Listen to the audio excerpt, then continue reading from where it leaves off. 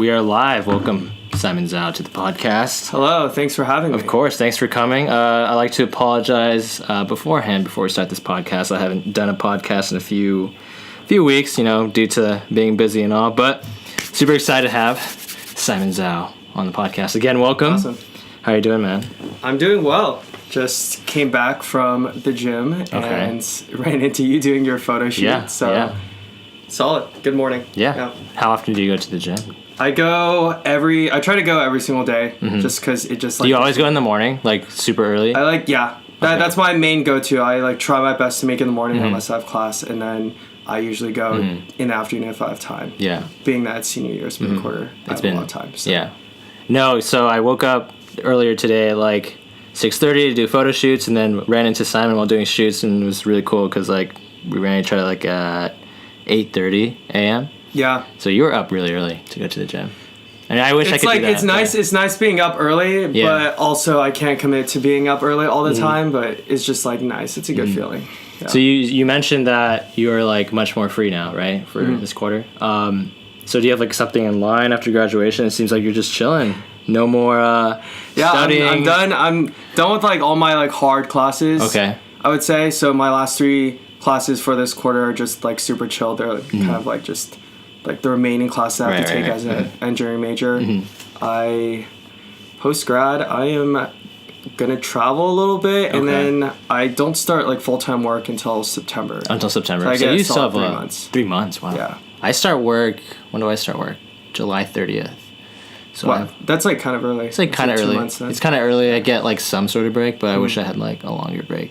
I'm trying to travel too. Where are you trying to go? Yeah, I'm going to China with my parents. Okay. And that will be for 2 weeks. So that's the motherland. Beijing. Yeah, the motherland. Cool. Visiting family, and then traveling with Quincy, who we both know, but Quincy for another 2-ish weeks in Southeast Asia. So we're gonna hit up Where are you guys going? Malaysia. Oh yeah.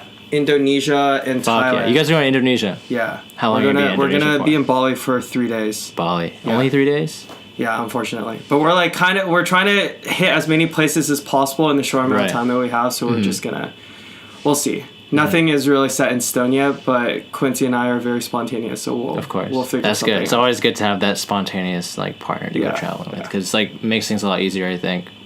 Because when people are stringent and need schedules and stuff, I'm not that type of guy. I hate sticking to a plan. I am a person that loves planning when it comes to meetings and work. Yeah. But when traveling, it kind of screws a lot of things over, because when you try to stick to something and it doesn't end up working out just because you can't predict in advance how it's going to be in a different country. Especially in Southeast Asia. Yeah, in Southeast Asia. Planes crash and all that stuff, Delays and everything. Delays and everything included. I'm not trying to go there for disappointment, so of course, it's good that we're doing this. That's good. That's good. You're gonna have a lot of fun in Indonesia and Thailand. And you said Thailand, right? Yeah.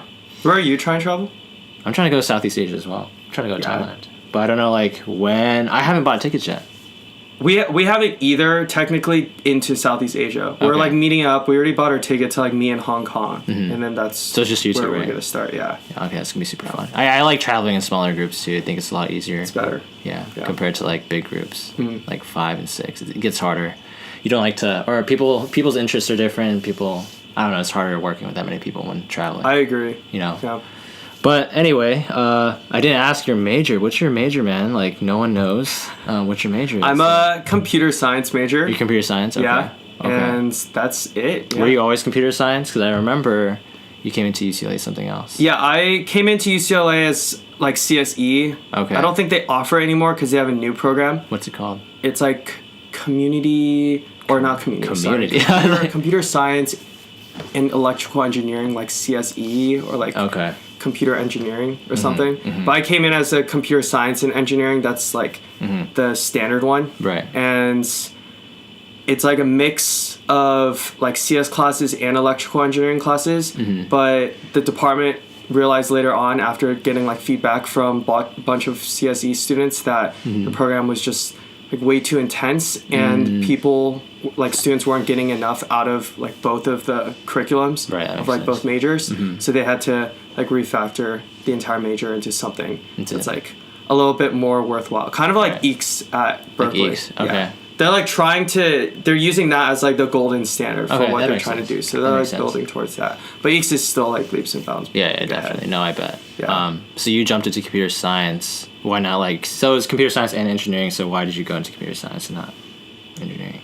I liked the idea, so I came into like UCLA as a computer science major pretty unconventionally because I didn't realize how many students at UCLA were already pretty like proficient with programming and like CS terminology, like they've taken classes or they've done it on the side in high school. But I came in just with an open mind and just like a genuine love for computers and how they work. But I didn't know anything about programming, so I already started off pretty behind like the median or like the group of people at UCLA.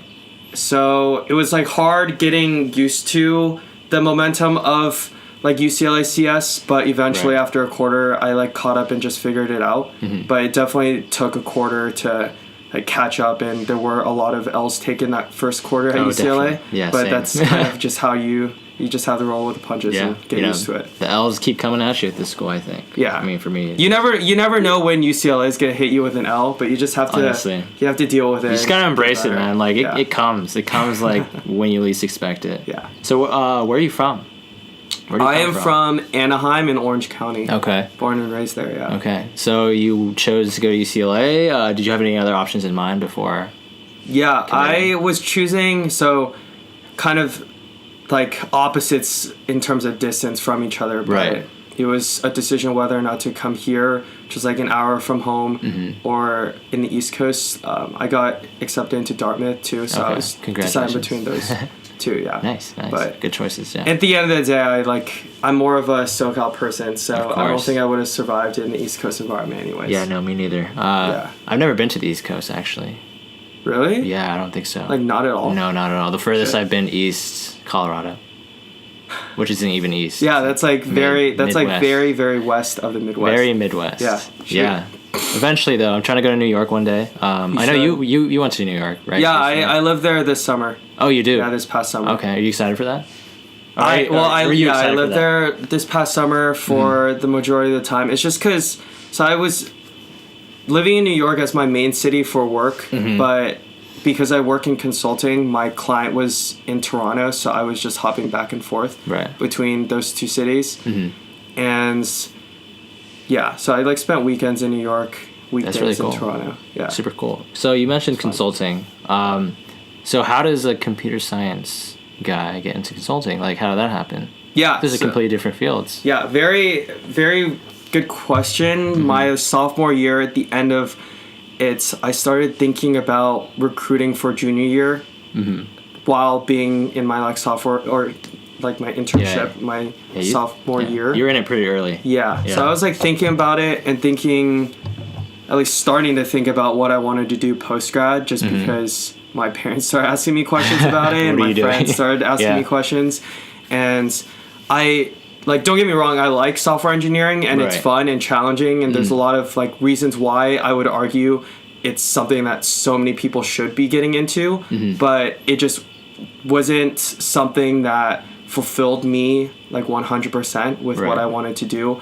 I realized junior year I'm more of a people person. I appreciate interactions with other people, and although you get that in software engineering as any engineer at any company, you still talk to people. It's just not your primary focus. Your work isn't revolved around your interactions with others. It revolves around your ability to perform at work as a computer science major or any software engineering major. So I realized that and started searching for ways or avenues to pursue what I wanted to do. And at that time, I didn't think about consulting yet, but eventually after talking to friends and family, especially my sister who helped me a lot through it. Is your sister doing consulting? Yeah, so she did consulting for a year. She was at EY, and then now she's doing marketing stuff at Google. Oh, cool. Congratulations to your sister. So she guided me through the business process of it because I don't have a business background, and when you try to start prepping for cases and consulting interviews, you need to have at least an adequate business background to be able to respond like well to questions that they ask. So she started like case prepping me and getting me more knowledgeable about the process and like guiding me through it. So I appreciate that. And from there I started talking to her friends and like figuring out how to get better at them. Cool. But immediately, like right off the bat, I enjoyed prepping for case interviews a lot more than prepping for programming interviews. Right. Which are like one and the same in some ways. I like tell people, because the way you prep for them obviously is different, but it's like specialized. In like with programming, you use different like programming platforms. Like I don't know if you've heard of LeetCode or like Interview Cake, but those are just online programming like prep interview platforms where like every single CS major at any school uses LeetCode or has used it at least once to prep for an interview. And in order for you to get or land a job, you need to do a certain amount of them, because a lot of like startups like Uber, Lyft, Facebook, Google, they all use questions on LeetCode. That's how LeetCode gets their questions. From like they kind of just crowdsource it and get it from people that have received offers from these companies and like what worked and what didn't. Case interviews are a little bit different. There's way more of them. That's number one, and then number two is you can make up a case much faster than you can make up an interview or like a programming interview or programming question. So it's a lot more like free roam like with it, and you can do like ask more questions, like more challenging questions in my opinion. But it's a little bit different. So when did you start prepping for these? Like third year, beginning of fourth year? Yeah, I started prepping my summer of my this past like two past summers. Thinking about this. Wow. Second, yeah, you're pretty old. We're both pretty old. Second to third year, right? Yeah. So sophomore year, towards the end of my internship, so that was the summer of sophomore year, and then I prepped throughout junior year, and then up until like around late fall, early winter is when I started like interviewing. So I had pretty much like a 4 to 5 month stint where I was just like going ham at it. Oh wow. Yeah. Dang, so you've been at this for a while. Yeah. And you're still computer science. How do you like juggle everything? 'Cause I feel like computer science is pretty... I would say I'm just lucky in that I planned my 4-year plan coming into UCLA a lot more effectively compared to some people. So I like loaded some of my hardest classes all in one quarter during my junior year, and then my senior year was just like I had to take one hard class and then 2 moderately easy classes, so it was just easy to balance. And then this quarter is just like all easy classes. All easy, yeah. And it's just all like last remaining classes for CS electives and like tech breadth and whatnot for CS. So what are the other things are you involved with on campus? Because it seems like you're a very busy guy. You're involved in a lot. Computer science, consulting guy now. I am mainly involved in 2 currently. So one of them is the Community Service Commission, which is the student government branch of community service at UCLA. And the second one is Creative Labs, which is more of like an engineering mixed with design media arts on campus, which is like a niche major. And what that org aims to do is it tries to combine students from both like North and South campus to be involved in like projects and activities that sit at the intersection of design and technology. So we introduce them to like workshops, speakers from various companies, and also get them engaged in like projects that are a quarter long that are led by like experienced leaders with ideas for a certain project that they have in mind, and they get in teams of like 6 to 7 people to actually execute and build it. They have like this showcase at the end of every quarter where they show the projects that they built. That's super cool. Yeah. What projects have you worked on like in Creative Labs? Like what's one project that you're really like proud of? So junior year, I was like very into Unity, which is like virtual reality. If you like use Steam at all and like play any virtual reality games, they are really amazing and immersive and sometimes even scary too, because you don't realize how like realistic it is when you're actually putting on a headset, an Oculus, HTC Vive. But definitely recommend playing at least one of those games. But I was really into it, played a few games, and realized I wanted to do some stuff, like immersive stuff on my own. So I was fortunate enough to teach a class within Creative Labs and get a group of 6 to 7 people. It's like an intro to Unity workshop where I taught them like just scripting within VR and how to make their own like scenes and animations up to like building their own like simulations. And one person like actually made a game where it was kind of like a maze game, getting to like the center of the maze, to other people just making like just VR experiences for people to like enjoy. That's really cool. So how did you get involved into these organizations in the first place? Because I know a lot of people who listen are students or upcoming students. So tell us about like how you even found these clubs and how you even got involved in the first place. Yeah. My one big piece of advice being a senior, an engineering senior, is to try to not limit yourself to engineering clubs. And it's really easy in the first few weeks of school as a freshman, or even like every single year at UCLA, to limit yourself to the department that you're in. What worked for me best is like reaching out to the broader scope of campus, saying like, going to enormous activities fair, but not confining yourself within the engineering clubs that are there, but like literally walking around and just seeing what like piques your interest, and starting from there, like having conversations with people and like seeing the clubs that you actually enjoy, like genuinely enjoy, and taking a chance on them and going to stuff. That worked for me. That's how I found Community Service Commission. I don't think I would have like found it any other way. I found it as a freshman doing that exact same thing, and it eventually provided me a lot more like life and learning lessons throughout college than any other club that I was a part of. Just because as an engineering major, it's pretty unconventional to like not be joining engineering clubs straight off the bat at UCLA, because you're just trying to like get that job or like get somewhere else.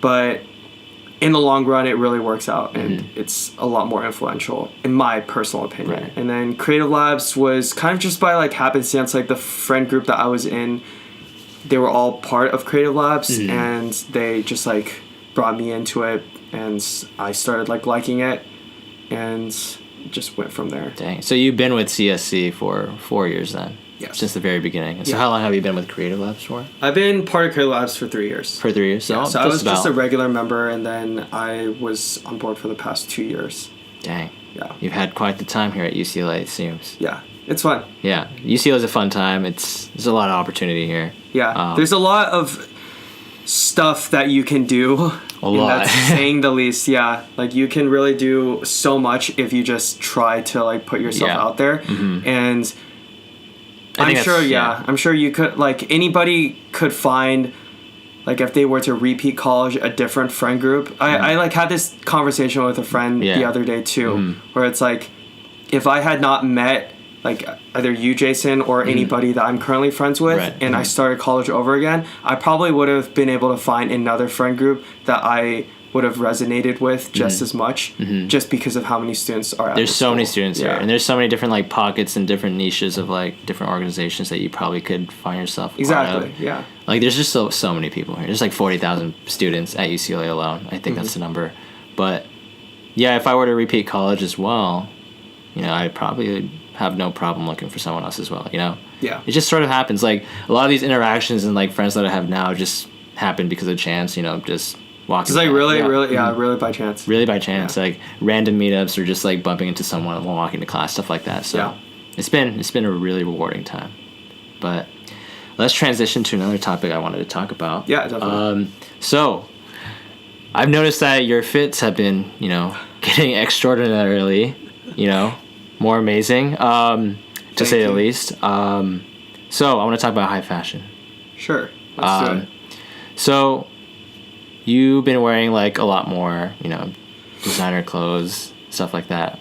Yes, I have. So what brought you, like, what do you think separates like those clothes from like regular clothes? Because I don't think you've always worn clothes like that. Yeah, I don't think the switch or like the interest even started happening until I was in New York. Obviously, being in New York, of course, yeah. You like walk around with in my like case, I walk around the first few days with my LA clothes, and you soon realize within the first 2 days that shit just doesn't work. It doesn't fly in New York. It doesn't fly in New York. And you can't like pull off what LA people do, especially what like West LA people do in a city like New York, where the clothing and the style is just so different. And, like the work culture is so different. So I learned that like pretty quickly and actually had to change out my entire wardrobe within the first week of moving there to like obviously work outfits, but then like going out just regular outfits. And that's when I started like getting into like high fashion, I would say, talking to people about it. And I want to say the biggest reason why I think high fashion differentiates itself from normal clothing is like learning more about the actual designers and the stylists and the lead designers and their like thought process, because it's an industry for a reason. Yeah, and definitely. A lot of people are invested in the industry for like a lot of people from the outside think it's superficial, but from the inside, when you learn more about certain clothing companies and why they do what they do, you begin to realize how like sophisticated it is and how like some designers are just so talented in what they do. That's why I wanted to bring it up, because I actually like very genuinely curious about like the stories that each brand tells, and I know a lot of work does go into these brands, and I know I just wanted to talk to someone like personally who wears these brands, and I actually wanted to ask like what are some of your favorite brands in that case then? Currently my tied at top 2 right now are probably Heron Preston and Givenchy, and they're like very different because Heron Preston tries to go for like a tactical designer look, right? And if you've like seen anybody wear it, like Chainsmokers wears it a lot at their sets. They always have their like army vests and whatnot. Right. That's like an example of tactical designer, and Heron Preston does it really well. But there are like Off-White does it too, just as kind of like a subsidiary of their clothing line. And Givenchy's more like, I put in the same category really as Saint Laurent. Like I think their clothing goes hand in hand with each other, and it's really easy to like match outfits with one another because they both go for like more rustic, old-fashioned kind of look. Although Givenchy's like recent like transition into having like Ariana Grande being the I saw that recently of their fashion line. How's that going? Like what do you think about that? It's really weird. I was not okay with it at first, and I was just kind of thrown away by it. But I understand why they made the decision that they made. Because like the lead designer and the person at the head of Givenchy right now is a woman. Okay. Like her name is Claire Wright Keller, and she's been the first woman designer of Givenchy in its entire history. Oh, really? Okay. So having like a woman at the head of their line is kind of just a natural decision. Makes sense. Yeah. Like empowerment, and also like just bringing like her fashion, making a statement in woman as like just a very like high appraised brand. So it's understandable. Yeah, but especially because Ariana Grande is number 1 right now in music. Yeah, definitely. So having it as a brand that has been historically very low-key, like Givenchy's a very low-key brand. When you think about high fashion, a lot of people don't think about it when someone says the word high fashion. But it's a good like marketing tactic, I guess. It just was weird because it didn't go along the lines of what they were about. Traditionally are. Yeah. Yeah, actually, I didn't know how to pronounce that word, because I think I saw you wear a shirt once that said, I've always pronounced it Givenchy, but it's Givenchy, huh? Yeah. Yeah. Okay. That's super cool though. It's the French, dude. It's the French. You gotta say it correctly, man. I can't be like saying a Givenchy. It's like disrespectful. But what was I gonna say? Forgot what I was gonna bring up. But so what's the next what's the next move for you in the next 5 years? Where do you see yourself? Because you're working at a full-time job, so where do you see yourself like in the next 5 years? I didn't explain this or get into this that much, but I am working first off post-grad as like a digital management consultant at McKinsey & Company, just like a management consulting firm. And I am working in Los Angeles, and I'm going to be doing that hopefully for the next like 2 to 3 years. 2 to 3 years. That's my like short term. And then long term, hopefully like during the time that I'm working, I can finish studying for my GMATs and then start applying to business schools within like a year. That's super or two. cool. And yeah. Well, what business schools are you looking to go towards? I really want to go to like Anderson actually. Like Yeah. staying here at UCLA is my ideal plan, or like going to like North, like Stanford is always an option. I really want to get in there if I can, or like Berkeley. But super cool. Staying in California is kind of like the main goal right now. That's super do cool. whatever I can to do that. So you said you have a full-time job now. How early did you start interviewing for that position? I started interviewing, so I think my last McKinsey interview was in January. I think my first one was mid-December. This was... so it was pretty expedited. This was my sophomore year, my start of junior year, sorry. But like that year between. Dang, you've been on it for a while then. Yeah. So it's a pretty arduous like interviewing process, I would say. But what I like, everybody who has interviewed within consulting and CS, they all know that you just have to like haul ass for 2-3 months, and like results will happen. Like they will show as long as you're putting in the work to do it. Yeah. Like it was just a lot of just nights of like just studying, like neglecting schoolwork. Like I neglected a lot of schoolwork to be able to prioritize my time to like do certain things that were related to like work, and you just have to make those sacrifices. It's all like an opportunity cost at the end of the day. Like the opportunity cost of like going to class and whatnot. Yeah. It really be like that sometimes, honestly. Well, yeah, congratulations again on, the job offer and everything that you've, done throughout your time at UCLA. It's really inspiring, I think, not only for me, but for a lot of people. So thanks. Congratulations again. So reflecting back on your time at UCLA, do you have any regrets at all, or? My only regret is not taking enough classes that I am genuinely interested in and getting things out of. Okay, yeah. Like I don't necessarily regret being a computer science major because I really did like computer science and what it had to offer, but the classes were just a little too much sometimes. Like they expected so much out of you, but didn't give you much in return. Right. Yeah. So having more time, or at least spending more of my free time looking for classes outside of CS and like taking those classes and actually like bonding with the professors and having conversations, that's something that I regret for sure. And possibly like joining more clubs, but that's what everyone says post-grad. But everyone says that. It's just all a matter of like time and how to manage it effectively. But that's like my biggest thing. No, yeah, definitely. Try to take classes when you feel like you're in a rut and you're not learning anything from your classes within a quarter. That's when you really need to just like pull the plug and be like, hey, I need to change something up, because you're not paying all this money at a really good school to just fuck around like that. That is true. Just not the move. That is true. Speaking of fucking around, what has been like your fondest experience or craziest like experience in the past like year that you can remember that's happened here at this school? Could be anything. At this school. Yeah, anything. Could be academic, it could be non-academic, it could be like craziest to you. Past year. I say past year because 4 years is a long time. Maybe even the past 4 years. I don't know. There's a lot of stories you could tell. There are a lot of stories. There are a lot of like stories that I feel like I'd get into trouble if I shared. Okay. I mean, you already got into trouble once from sharing. I did get into trouble, big trouble for sharing a story I should not have shared. The details of that will go, unnoticed as of now. But just sometimes you got to be careful what you say. You never know who's watching. But exactly. I'm gonna say craziest story.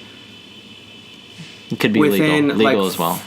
within my past 4 years. Yeah. Because it's been alright. Craziest in terms of fun was I'm like obviously listen to a lot of music, and I'm a big fan of like EDM. And my favorite artist historically and probably in the near future is going to be Martin Garrix. Who's also playing on Saturday, which is a big deal.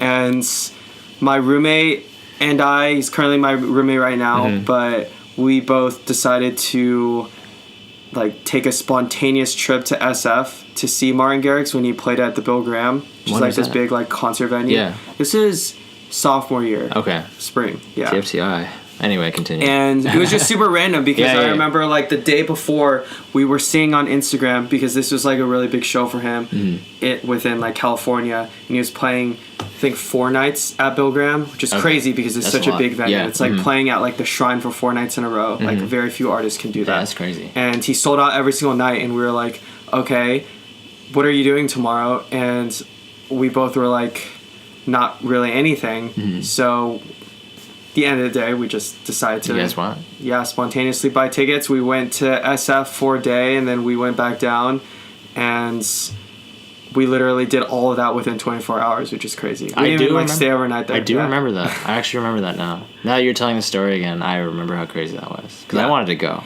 It was like a really crazy trip that I probably should not do again, just because of how intense it was. Just like going. Yeah. But it was fun. I enjoyed it. It was a pretty crazy adventure, going up for like 7 hours and then staying for like 4 hours and then coming down for another like 7 hours. We're definitely too old to do that now. Yeah, I don't have enough energy to do that. Are you 22 now? You're 22, right? Yeah. I'm like at a sudden loss for energy now. No, me too. After I turned 22, I'm just like the energy. Things just happen. Sucked out of me. Honestly, like after a night of just like casual drinking, I'll just I'm just like I can't. I'll wake up the next morning. I'm like, oh, God. Why do I feel like this? It's a weird feeling. I never felt like this before. We're not as invincible as we were when we were 18. Definitely not. But God, are you excited to go to EDC this weekend? Because I know you're going. I am. I'm for going 1 day, right? Yeah, I'm only going for 1 day. Okay, Saturday. It's gonna be a lot more tame. Yeah. And then Garrix is performing. You excited to see him? It's like really the only reason why I'm going, to be quite honest. But I will make the drive out because very good artist. I've yet to see Garrix, so. Yeah. When he comes, he's gonna come soon. Maybe one day. Yeah. In LA? I could see him doing like an LA convention center. He should. Pretty soon. Because like I need to see him. I have yet to see him. Yeah. I remember when I went to EDC. When was it? When we went. Yeah, when we went. When was that? That was sophomore year, I think. Damn, a lot of things happened sophomore year, huh? Yeah, we went to a lot of stuff sophomore year. So like our sophomore year was like the peak time when we all used to just go to everything. Yeah, I think it started for us too. It started at Cascade our freshman year. Oh yeah. And we were like, that's when I started getting into it because that was my like first rave. Oh yeah, good times. I remember Renee got kicked out. I remember because I didn't go to that, but I went downstairs like Dykstra Hall, which is the residence hall on campus. I saw Renee. Yeah. He was very drunk, and he was like, "Dude, I got kicked out." Blah blah blah. Oh, God. But it was the funniest thing. Cause I was like, "Oh wow, that's just crazy." Yeah, maybe I should get kicked out. Maybe I should get kicked out one day. No, but I almost did get kicked out. It's another funny story, but of UCLA. But that's another story. Oh God. For later. No. Yeah, that was freshman year too. So that was a very scary time during my life. Yeah. It was like memed. Yeah, you remember that, right? People in our house just memed it. Yeah. For a good like 2 years or something. Now no one knows about it. Yeah, no one knows about it. It's like buried. It's fine. It's fine. It deserves to be in the past. Yeah, it deserves to be buried forever. But what were we talking about? We were talking about before the whole regret thing, getting kicked out of UCLA. Yeah, we talked about Cascade, right? Yeah. Oh yeah. So we also went to Life is Beautiful. Do you remember that? Yeah. That was fun. That was fun. That was like my I think my first regular festival, like non-EDM, it was really fun. It was and like we went like the perfect year because it was the like low-key year before it got mainstream. Before it got really mainstream. No one really knew about it. No one really went to it. Yeah. And we got our tickets for like $200 with a hotel room. Yeah, with a hotel room. With it right being in front of the venue too. You probably can never get those prices now because it's super mainstream and hyped because now everyone tries to go. And the entire festival was just empty. Like it was. Nobody was there. So many big artists. It was just beautiful. Yeah. It was beautiful. So many big artists. Not a lot of people at all. And it being low key and all, like it just. When a festival does get popular and mainstream, it just becomes a lot more. It makes me sad because I went the year after and it was just not. Oh, you did? How was that? Yeah, it was horrible. Oh God. It was the like antithesis of like what we went to. Oh my God. But yeah, that was a fun time. Yeah, it was. We should definitely do that again someday. Hopefully, we can find another low key one. I'll be on the lookout. Yeah, let me Probably know. not in California because the Yeah. rave scene is just way too big now. Yeah. Everyone's a fucking mobs to everything. It's a raver now. Everyone is candy flipping. Just kidding. I don't know what that is. But what else? I forgot. I wanted to bring something up. I'm trying to think. So we've been friends for a long time. Mm-hmm. It's been like a good 4 years almost. So me and Simon met our first year. Yeah. We met the house. The house, yeah. We were the same fraternity, you know, Yeah. the whole shebang. But yeah, it's been a wild journey. I remember Simon had this cool boosted board, and I wanted it. Do you still ride boosted boards? I do. You still I have one? I have a different one. You have the new one? Don't have the old one that I had freshman year. The small one? Do you have Yeah, I have the small, like, mini one. Everyone in my apartment uses it. Yeah. Like, my roommate uses it more than I do. Oh my god. He recently got, like, into an accident in Westwood. Oh really? On it, yeah. Like What's his name? What's the roommate's name? Yeah, his name is Brendan. What's up, Brendan? Shout out to Brendan Shout real out to quick Brendan. for getting hit by a car. Hey, shout out, you're still alive. You know, glad to be here. Really? Is he okay though? Yeah, he's fine. He just had, like, a few, like, scratches. He just fell down. Damn. Yeah. He uses it more than you, huh? He uses it a lot because... yeah. Yeah, just think about it. It's Brendan. He Yeah, just it's wakes Brendan. up and he's just like, oh, he has a 9 a.m. class. It's Yeah. 8:50. He's just like, oh, I'm still gonna probably chill for another 3 minutes. Mm-hmm. So Brendan. it's Brendan. Good old Brendan. No, because I saw him in the library once holding a boosted board. I was like, bro, is that your boosted board? He's like, no. I'm like, okay. Oh I assumed it God. was yours then. I was like, oh, okay, that makes sense. But yeah. Yeah, it's a dangerous thing. Yeah, no, it's very dangerous. But it's fun. Yeah. Do you wear a helmet? I don't. But I also don't use it. I also don't use it that much. Enough to, like, warrant, like, needing a helmet because I don't go long distances. It's really Right. just, like, my apartment in Westwood to another apartment in Westwood, which is, like, 2 blocks away. Some people will probably argue that still warrants a helmet, but... So where are you living next year? I know you're, like, working in LA. Like, where in LA? Exactly. Yeah, so my office is...